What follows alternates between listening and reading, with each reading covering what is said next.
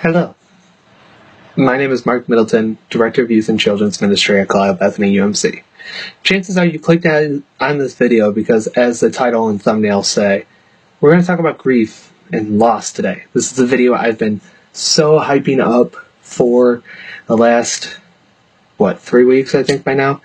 And I do pray that this video finds you well. We have a lot to cover today. I have no idea how long this video will be. I'm assuming it'll be maybe 30 to 45 minutes, somewhere in that range. But don't worry, we'll put the timestamps in the description, and we'll put the timestamps in the post so that way you can go through this however you need. But before I fully introduce today's video, I want to acknowledge something, and acknowledge is a word you're going to hear me use a lot today, but I want to acknowledge the loss that my ministries, our youth and children's ministry, has grieved during 2020. And here's what we've lost. We've missed out on 31 core meetings, in-person youth meetings, since March 11th. We've missed out on 16 Wednesday Night Live gatherings, or big family gatherings, since March 11th. We've missed out on 28 Sunday school classes since March 11th. And we've missed out on roller skating, in-person VBS, fall festival. I had some craft days planned, some game nights, our Easter breakfast, 30-hour famine, the yard sale, Operation Christmas Child, our packing party, and the bazaar. All of that and more missed since March 11th. We've missed so much in the past 10 months because of the pandemic, and everything I just listed is acknowledging that. We see the tangible numbers now of instances that we couldn't gather together. We couldn't see each other face to face, couldn't laugh with each other, couldn't yell at each other, couldn't cry with each other. We see the physical evidence of loss, and it sucks. It sucks, and I grieve every time I see that reminder, and that is exactly what we're going to cover today. Over however long this video is, we're going to sit down and talk about grief. I haven't done a sit down like this in what feels like forever, so bear with me. Our youth group and our church has experienced a lot of grief in the last 2 months at least. We have just experienced the loss of our beloved secretary, Barb Sayre, who passed away on the 14th, a week from today. We have had a variety of different church members die, just calling to name Gene Marsden and Dave Martin. Those are two of the most recent that I can think of, but so many more have as well. We have experienced a loss within our own youth group in the passing of Cynthia Scott. Grief has affected us through a variety of means, resulting from the pandemic to social injustices, politics, a combination of all of that, or something much more. So through this video, I want to take a look at the parts of grief. So the goals I have for this video is I want you to understand what grief is. I want you to look deeply in your heart and see all the different areas of grief at work. I want to provide help for those that are helping grievers grieve healthily. I want to shed a light on the way forward and provide some practical ideas on how I can help you in your grief. This is going to be one video. As I mentioned, I'm going to provide the different timestamps for the different sections. That way you can go and come back. I do not recommend that you take in all this video in one sitting. I don't think it'll be good, and I don't think you'll get anything out of it. Because chances are you're dealing with grief.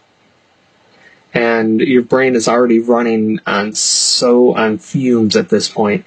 And I want you to know it's okay. It's normal. You're not crazy. You're safe here with us. We are a community of people that love and care for you no matter what your situation is.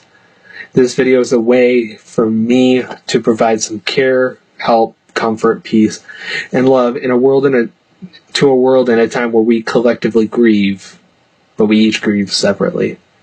As it's been said, we're all going through the same storm, but we're not all in the same boat. So let's dive into it. Part 1 is called Understanding Grief. And the first section within it is titled Words Are Empty.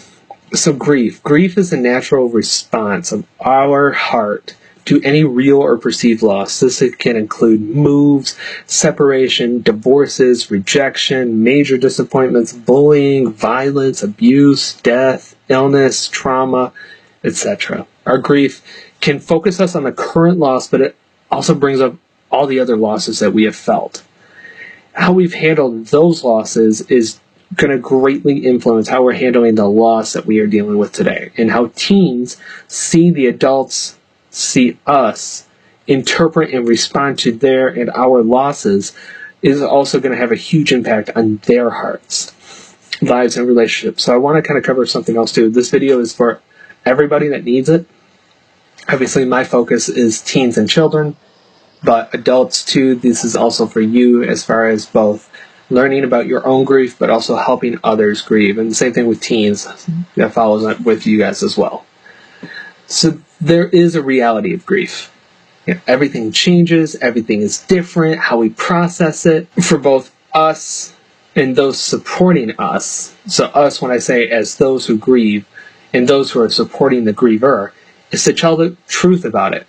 To say your loss is exactly as bad as you think it is.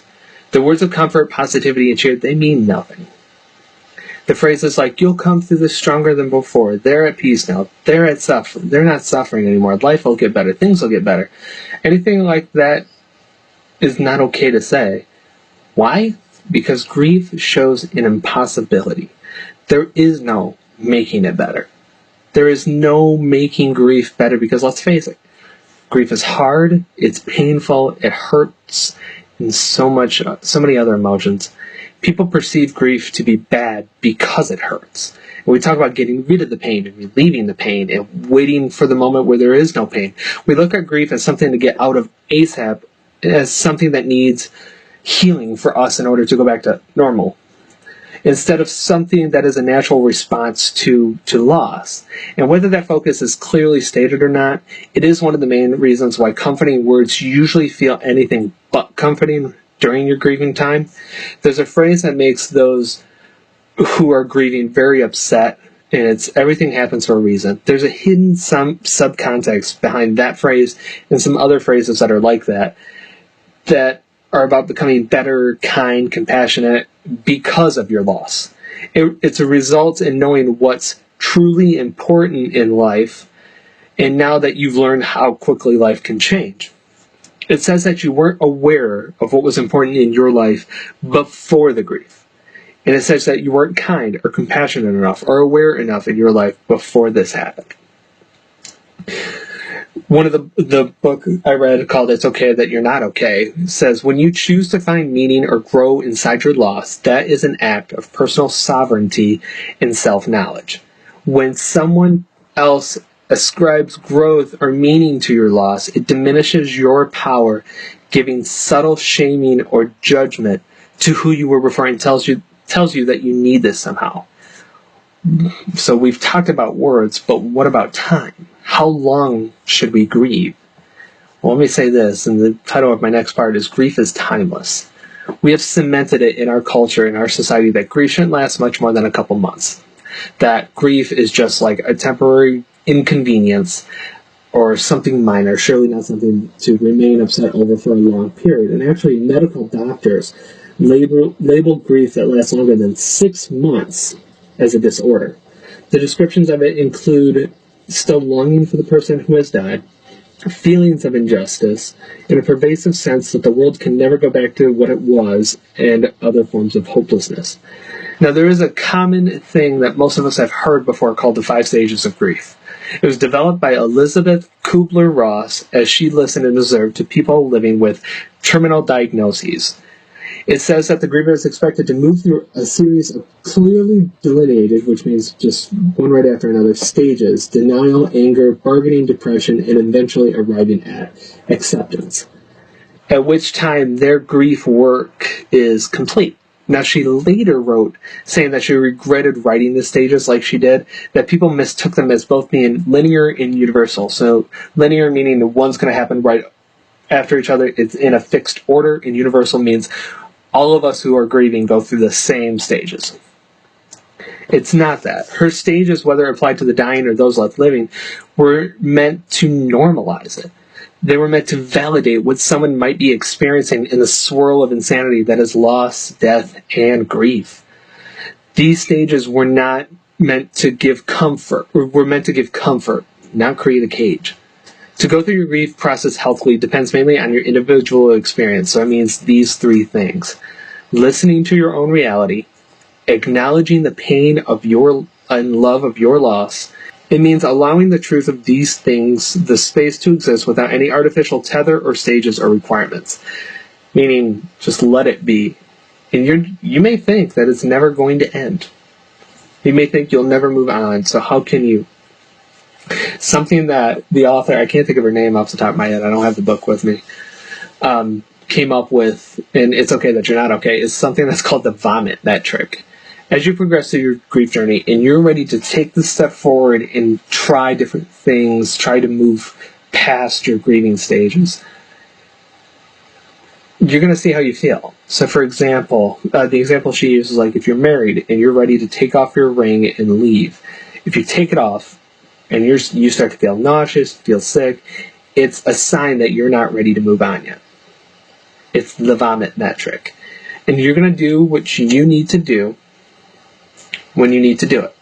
It's never going to feel good overall, but you will do it when you're ready and not a moment before. So another thing we talk about, or I want to talk about too, is the section that I'm called toxic positivity, and here's what I mean by that. A lot of different areas in our culture today have created this aura around difficulty, death, and grief that can be summed up like this: you can create your own reality. We view sadness, anger, grief, all of them as dark emotions, that those emotions are the product of an undeveloped and certainly less skilled mind. We have this view that we might not have been able to prevent what had happened, but we can mitigate the effects by simply just deciding to be okay. And it's not, that to me at least, is not universal. It's not for everyone. It may work for some of us, but not all of us. And we need to quit advertising it as like a universal mindset. There's nothing wrong with being positive, but as I mentioned, it has its place. Again, culture shows that we're meant to both accept suffering as a gift that we needed in order to become better people, and to refuse to let loss shove out our normal, happy, rosy, optimistic demeanor. This painful emotional states aren't meant to last. They're short-term pit stops on the way to a brighter and better you.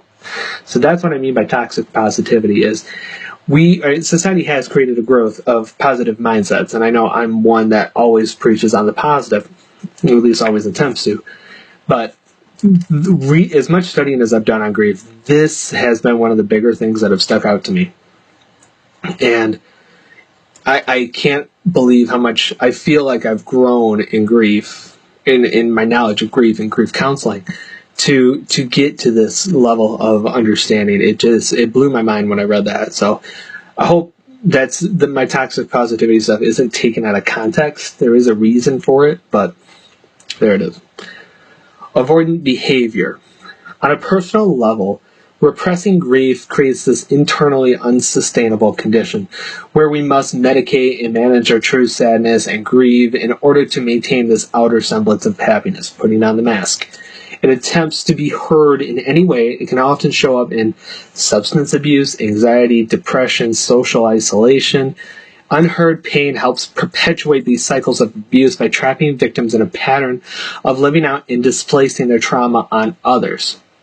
So our avoidant behavior of feeling with each other requires us to distance ourselves from human suffering, from child abuse and sex trafficking, from global warming, from hate crimes of all kinds. When we see suffering, instead of dealing with it ourselves, we would rather outrage than just collapse into the grief. Instead of feeling that grief and acknowledging that grief and wrestling with that grief, we would just rather be upset about it and just blow up externally instead of trying to deal with it internally.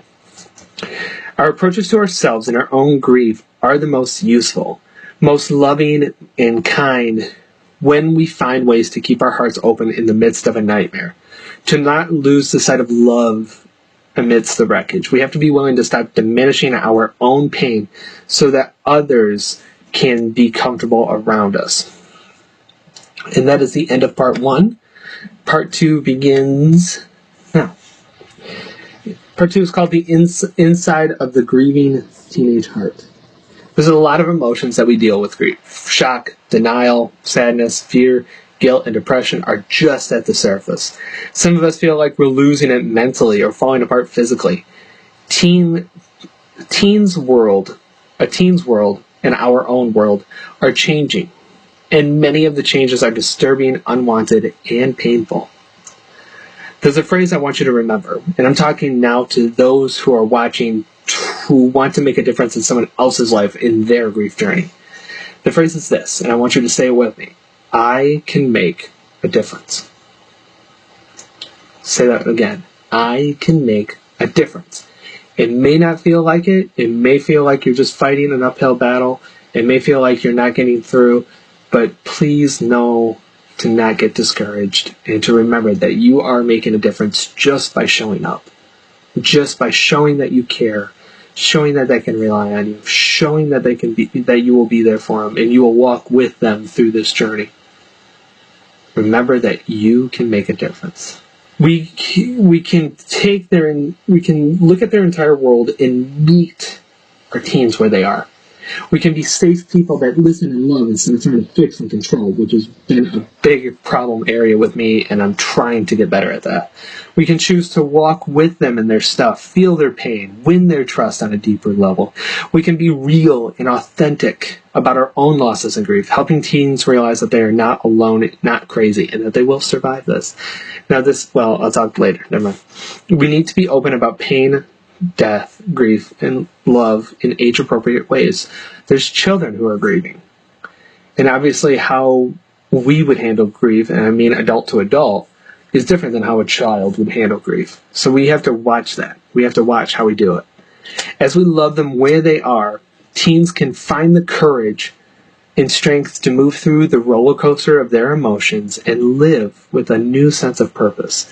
Loss sucks, but it can be turned into an opportunity to rise up, overcome, and serve others who are hurting. As I've said before, your tests become your testimony, and that reaffirms it.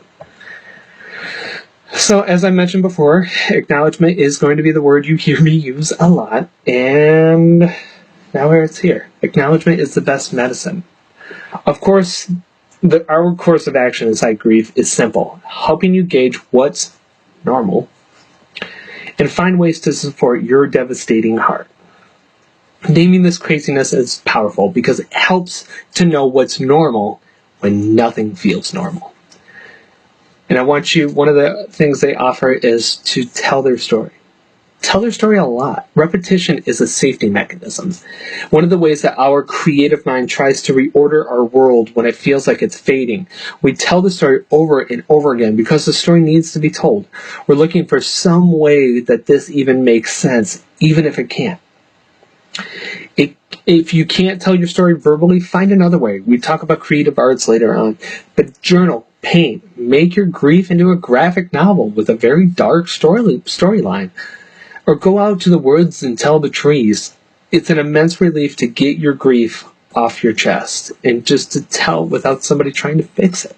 And that's why I'm saying, too, to the people that are here for support, do not try to fix it. And this is something I fell victim to, and I apologize at the same time. I did not understand the consequences I was doing by doing that. I truly apologize. Now, being angry is common too. Anger is a response to a sense of injustice, regardless of how fair or logical or rational it seems. We as a society have this negative connotation regarding rage that isn't really allowed to exist. It's the repression of it, so we can't be angry, so it represses, and that repression creates pressure, which then leads to toxic behavior set atop of what used to be a healthy response to injustice. Now, this allowed expression of rage and anger, which I am telling you, it is perfectly okay to be angry, becomes this fierce protective love for yourself, for the one you've lost, and in some cases, gives you the energy to face what is yours to face. Anger tells a story of love and connection and longing for what is no more of, longing for what is lost. It's okay to ask people how they feel about hearing your anger. It lets them be prepared to listen. And allows you to know whether or not they can hear what's true without trying to rush through and again trying to problem solve, because that's just basic human instinct. So we talk about pain and suffering, but is there a difference? What is the difference? So in my studying, this is the difference that is stated. Pain is a healthy, normal response when someone you love is torn from your life. Suffering comes from when we feel dismissed or unsupported in our pain, and when we thrash around inside our pain, questioning our choices, our normalcy, our actions and reactions. So suffering is a lot more than just pain. Suffering comes from a lot of places. It comes with being told not to feel what you feel. It comes with being told that something is wrong with you. It comes with being told that all the crap that gets loaded onto us by others who, with the best intentions, correct, judge, or give advice on how we should grieve better. Suffering also comes from when we don't eat, don't get enough sleep, spend too much time with toxic people, pretend we're not in pain as much as we are. Suffering comes when we rehash all the events that led up to this death or this loss, punishing ourselves for not preventing it, not knowing more, or not doing more. Suffering brings with it anxiety, fear, and isolation. So, one of the responses we can do is gather data. What do I mean? You can pay attention to the subtle shifts in how you feel. Try and write down things you notice. Ask yourself questions like these. And there was more, but I kind of chose some of the more relatable ones, at least I feel. Are there times where you feel more stable, more grounded, more able to breathe inside your loss? Are there activities or interactions that make this feel just a little softer or a little gentler? Are there activities or environments that make things absolutely worse? Note what things give you the tiniest bit more peace and calm. If you find anything that feels less bad or eventually a little bit good, which will happen over time whenever it happens, pay attention to that. Mapping out these subtleties, it's like mapping your own suffering. It lets you know what can be changed and avoided. Now, I know this, I know this, or even this entire video may sound completely dumb to you. I want you to know this, and I'm really reinforcing this. You are not meant to, nor are you made to, withstand pain like this without any tools and absolutely no way to help yourself. The only way to know what is likely to ease your suffering is by becoming curious about it. Creating this list gives you that compass. It gives you this tangible point to focus on when the reality of life and loss gets so overwhelming. So what would it take to treat the pain? It's trust. I'm talking about trusting that I'm not talking about trusting that things will work out, that you'll do everything perfectly. I'm talking about trusting that you will not run away from your pain, that you are going to show up for yourself like you would do for someone else you care about as best as you can. And doing that over and over and over again is going to strengthen your trust in yourself and, in turn, make it easier for you to face your pain directly. You can be kind to yourself. And what does that look like? Well, it looks like this. It's allowing your pain to exist without judgment. It's trusting yourself. It's saying yes to what helps and no to what doesn't. It's allowing yourself to sleep in as much as you need without yelling at yourself for it. It may be saying no to a social engagement. It may be turning around after you got somewhere and having decided too much. It means cutting yourself some slack and backing off demands you place on yourself. It might mean pushing yourself sometimes, taking yourself out of the softer nest of distraction and into the bigger landscape of pain. And holy moly, am I talking to myself? Love it. But you may be questioning too, like, Mark, all this grief is doing weird things to me. What's going on? There are some biological responses, meaning physical, like your body will feel it. Your respiration, your heart rate, your nervous system responses are all partially regulated by these close contact with familiar people and animals. These brain functions are all deeply affected when you've lost someone you care about. In addition to the physical effects, there's cognitive changes, memory loss, confusion, and shortened attention spans that are all common in early grief. But the response to it is self-care. Tending to your body is one of the few tangible ways you can really change your grief experience. Finding small ways to care for your physical body can reduce suffering, even if it doesn't change your pain. Now, regarding the mental effects, like I've said before, though, just know you are not crazy. You are not losing your mind. You're not going insane. Because of how grief impacts our minds and our cognitive processes, you've probably also lost interest in things that you used to enjoy. And your intellectual faculties, your brain, just may have changed. And your memory and attention span may be virtually non-existent. And I want you to think like this. because this opened my mind when I first heard it. Your brain has to understand and piece together an impossible new reality into itself. A case where your brain has never experienced this loss before. This is all brand new. Eventually, it's going to understand that your new reality isn't going to fit inside how your life was. It needs to create new pathways, new mental relationships, new wiring that this loss into the person that you are becoming today. Now, obviously it wouldn't be me if I didn't talk about anxiety, but grief and anxiety are coexistent. And I'm going to talk about a short-term response and a long-term response on how we can manage our anxiety while in our grief. One of the short-term responses is called soothing the system, and you're going to hear this familiar again.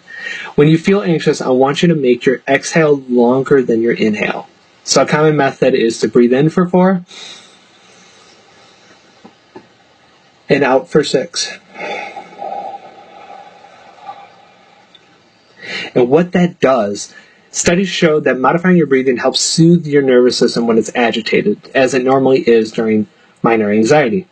Lengthening your exhale, your nervous system shuts down the flow of stress hormones that trigger the anxiety. Make your exhale longer than your inhale, soothes the fight or flight response in the nervous system, and then the focus on your breath gives you the anchoring thought in your mind rather than chasing one of the fears to the next. Now, in the long term, there's 3 steps to take. Reducing the frequency and an overall amount of anxiety has 3 steps. You have to learn to trust yourself, which we've talked about. You have to replace disaster scenarios with more positive images. Get rid of the what-ifs. Focus on what is true and get rid of the what-ifs. And you need to find a neutral place, neither denying danger nor succumbing to rampant anxiety. It's finding this space of alert calm. Neither rehearsing disaster nor falling back into a denial of life's risks. There is that middle ground. So you have to ask yourself, what exactly do I need? What exactly do you need? And the biggest thing is to tell yourself the truth. It'll allow you to relax enough. It allows you to relax yourself to ask yourself in the moment, what do you need in that moment? The practice of asking yourself what you need and taking the most likely to be effective course of action to meet those needs actually builds a sense of safety. As a long-term approach to anxiety, telling the truth and asking yourself what you need is most highly effective.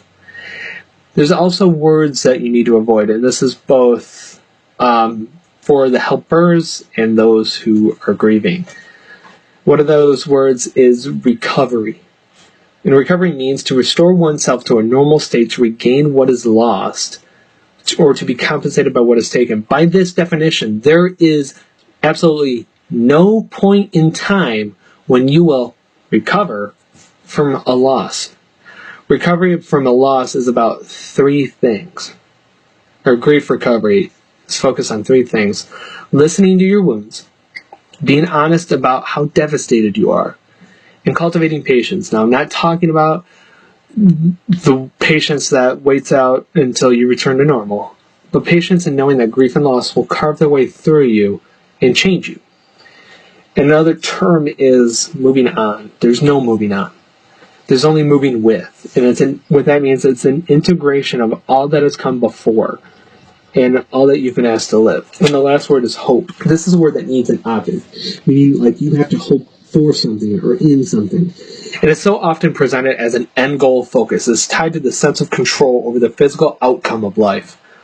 Insisting that we have hope in some kind of positive outcome is just another way our culture's instance of transformation and a happy ending shows itself. We need to change our orientation of hope, moving from what we get to how we get there.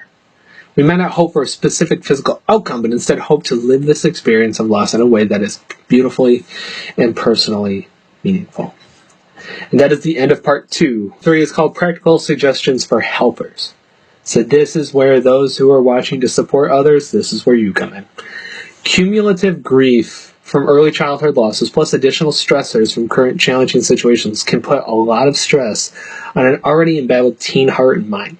So teens are looking for these role models, people to follow and emulate as they journey through their current minefield of loss and grief. We need to be real, honest, authentic, showing them how to grieve in a healthy and ultimately productive way. As we become more focused on living well with a greater purpose and meaning, we're automatically encouraging teens to do the same. How we view, how we understand, how we interpret what happens shapes our response and future. It's not what happened or what we did then. It's what happens when we do now. So, for those that are grieving, you may have dealt with these helpers. All I can say is be polite. Many grieving people have said they would rather not tell people that their words aren't helpful. Instead, they just choose to stop speaking altogether. Holy outrage, which is what the author called the anger that fuels the telling, is this anger that points out injustice and silencing, not just to make a scene, but because it knows what true community might be. It means telling the truth, no matter who's going to get offended by the telling. And equally important, it means doing so in the service of more love, more support, more kinship, and true connection. It's tough deciding whether or not to share what's going on. And if you choose not to, you're not going to betray the one you've lost. Part of living with the grief is discerning who is safe and who isn't, who is worthy and who isn't. And part of living with the grief is also learning that discernment for yourself, for your own right timing in sharing with others. The when, the where, and the who will change over time, but at the end of it, you always get to choose. But sometimes it's not worth fighting with others. Sometimes it's easier on you and easier on your heart and on your mind if you just stop trying to explain your grief to people.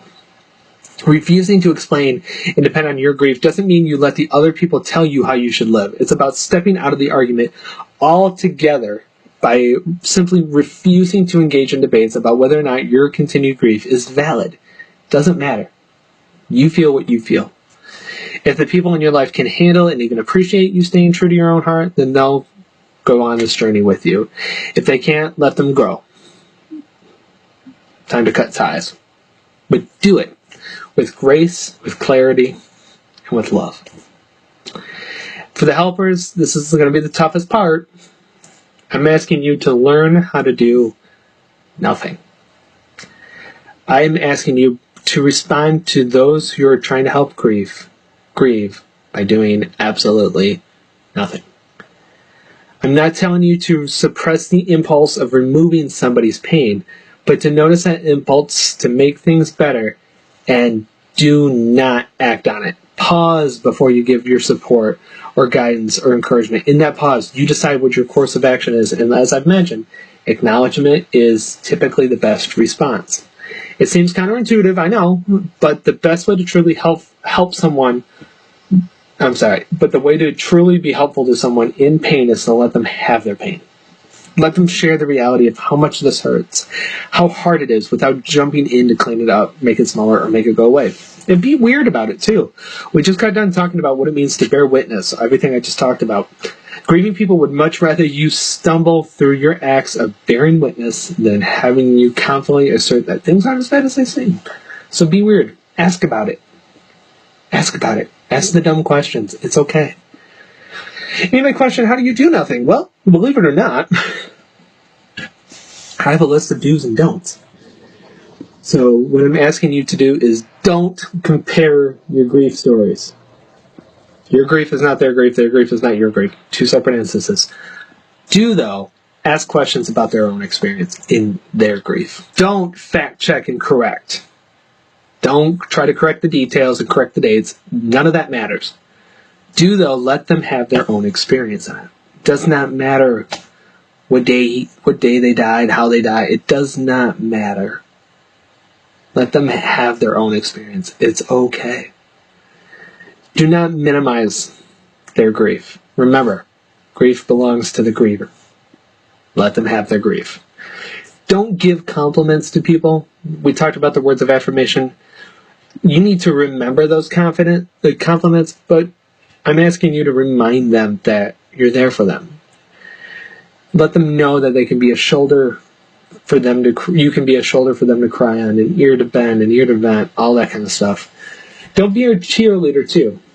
Again, the encouragements mean nothing. Mirror their reality back to them. Meet them where they are. Tell them, yes, this is tough. Yes, I'm right there with you. Don't talk about it. Don't talk about later. They don't want to hear about the future. Be present with them. Only go to the past if they're in the past. Meet them where they are. Don't evangelize. Don't try to offer ways of how you did it and how I can get better. Don't do that. Don't. Trust that the person who is grieving is intelligent and knows how to self-care for themselves. If you do have to ask or you do want to offer, just get consent. Ask them, hey, you're suffering with this. I have dealt with this before too. Do you want to know how I overcame or how I dealt with it? It's okay to ask that question. In part 4, in the final part of our kind of messagey stuff, is talking about the way forward. And this is going to sound rough and gruff, and I apologize, but there's more to it. You are alone in your grief. What I mean by that, though, you alone carry the knowledge of how your grief lives in you. You alone know all the details, the subtleties, and the nuances of what happened and what's been lost. You alone know how deeply your life has been changed. You alone have to face this inside your own heart. Finding others who have shared a similar depth of pain shows you that people who understand just how alone you are. You can find others. Finding others lets you know that everything you're experiencing is normal, even if it's crazy, even if it seems bizarre. Finding others who live inside this territory of grief validates the nightmare of what you already know. And remember, you were neither doomed to eternal sadness nor forced in a model of recovery that can fit you. The middle ground of grief can be made by you and only you. Living as best you can in alignment with what you know to be true for yourself, with love and God as your companion, offer yourself that kindness and refuse to give in to the thought that your grief is something that needs to be solved. So I have 4 coping strategies. Yep. I have 4 coping strategies that I'm going to offer as a way to help you in your grief. One of them is called the 6 needs of mourning. Need number 1, accept the reality of death. Someone you love has died and can never come back. It's going to take weeks, maybe months to accept it, but that's normal. You're going to first accept it with your head. You're going to acknowledge it. You're going to say, yep, that person is gone. And over time, your heart will get there too. Now, you may push away or deny it and fall, and that's okay. You don't have to do it all at once. Break it up and accept it as you go. The need number 2 is let yourself feel the pain of loss. You need to feel it before you can heal. If you don't confront it, it's going to lurk around forever in your heart and your soul. Just let a little bit of pain in at a time and grieve with it, and then learn how to feel it, learn how to cope. Need number 3 is to remember the person who has died. You need to actively remember the person who's died and commemorate the life that was lived. And do not let anyone take away your memories in a misguided attempt to save you from your pain. Don't let anyone do that. It's okay to tell them that. You also need number 4, develop a new self-identity. You now are not associated with the griever or with the one that died. You have to create and redevelop your identity. You are now no longer X's daughter, Y's friend, Z's husband.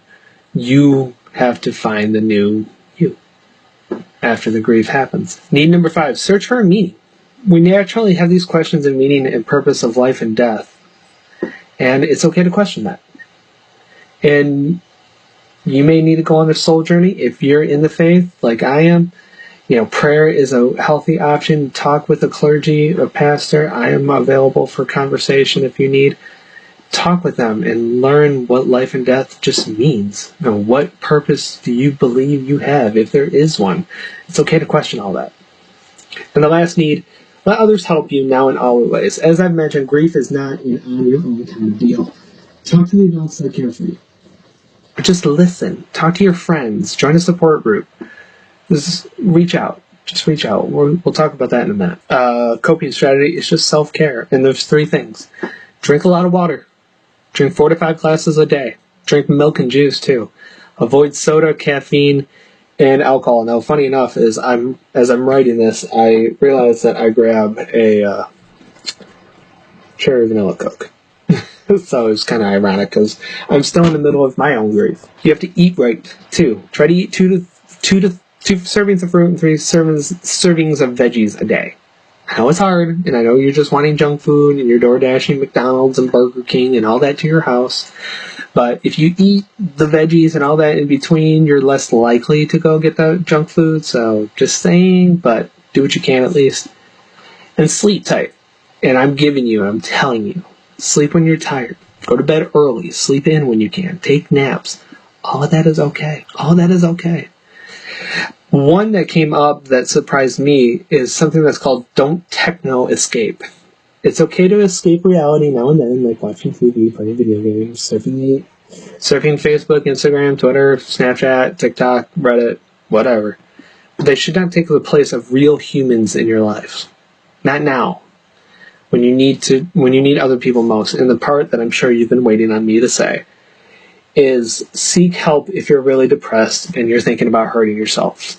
Grief says it's okay to be deeply sad and think life sucks. But it is not okay to have thoughts of hurting yourself or to hurt anyone else. And if you're wishing you would die too, or thinking about how you can end your own life, please, and I mean this from the bottom of my heart, please reach out. There are a lot of people who are willing to listen to your thoughts and feelings without judgment and will help work through them with you. Terrible at this. If you're so depressed that you can't get out of bed, can't get schoolwork done, don't want to be with your friends or family, those are signs of help. So please reach out. And I wouldn't be the youth pastor like I am if I didn't offer scripture. So that I had issues with this because I hate the usage of scripture with grief because I feel like it doesn't justify it. So I really did some heart searching on it, and I found 4. And here they are. John 16:22 says, "So with you, now is your time to grieve. Now is your time of grief, but I will see you again, and you will rejoice, and no one will take away your joy." I believe this part of John, it talks about when Jesus is getting ready to die on the cross.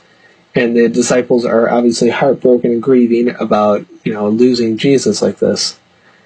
And Jesus kind of says here, now's your time to grieve. It's okay. Now's your time to grieve, but never fear, because I will see you again, and you will be happier than you were before. And that's the reminder to us that our loved ones go to heaven, and when we get there, we'll meet them again. And there will be so much joy. As it says in Revelation 21:4, He will wipe away every tear from their every tear from their eyes. There will be no more death or mourning or crying or pain, for the old order of things has passed away. There's no more death in heaven. We are there to live eternally. It's only joyous up there. One thing that I think we all needed too, and this one hit a little close to me, is Matthew 11:28-30. Common one that says, "Come to me, all you who are weary and burdened, and I will give you rest. Take my yoke upon you and learn from me, for I am gentle and humble in heart, and you will find rest for your souls, for my yoke is easy and my burden is light." I've talked about this before. All it's saying is unload, cast all your anxieties on him, 1 Peter 5:7, because he cares for you. Jesus is saying, come to him, all you who are dealing with anxieties and depression. Come to him. Unload it all. Pray. Talk to God. Talk to Jesus. You will find rest. Psalm 23:4. Or Psalm 23, I should say, in general. Take my yoke. Yoke, remember, is like something you would see on an ox's head that would carry water on both sides. So we carry all the anxieties and harmful thoughts in our minds, where Jesus just comes with peace and humbleness. Peace and gentleness. And there's rest in that. You are going to find rest in that. For my yoke is easy and burden is light. So that is where I'm going to end it today. Thank you. Sorry it took so long, but amongst the grief that we had and my own coping process, among many other outside circumstances, it just took as long as it needed. But we're here, and it's done, and hallelujah. But I also come announcing a bigger project because of the losses our youth group has dealt with the loss of Cynthia and the loss of Barb, among the other losses, but them two in more so prominently. Cynthia and Barb were both animal lovers. And in their honor, we are raising money for the Humane Society via a charity live stream that will take place Wednesday, December 30th, 3 days away. On December 30th, from noon until midnight, you heard me right, it is a 12-hour stream. I am going to be sitting right here for 12 hours as we play games, interact, enjoy, everything in between, and have fun and raise money for charity. So join me. It'll be on my Twitch, twitch.tv/crazyyouthlleader. You'll see the image for it later on.